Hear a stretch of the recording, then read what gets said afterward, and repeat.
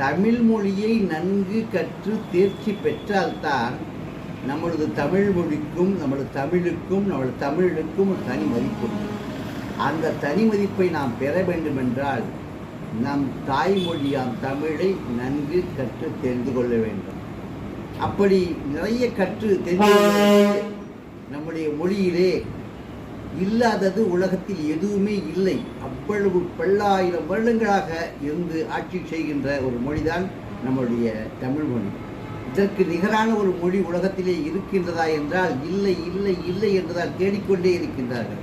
எங்கெல்லாம் தேடி முடித்தும் கடைசியில் எங்கே வந்திருக்கின்றார்கள் என்றால் தமிழ் மொழிதான் முதலில் உலகத்தில் தோன்றிய மொழி என்பதை பலரும் சொல்லிக்கொண்டே இருக்கின்றார்கள். பல விஞ்ஞானங்கள் இன்றைய விஞ்ஞான நிலையிலே பல விஞ்ஞானிகள் சொல்லுகின்ற கருத்துக்கள் அதுவாகத்தான் இருக்கின்றன. எத்தனையோ scientist, the great scientist in the world,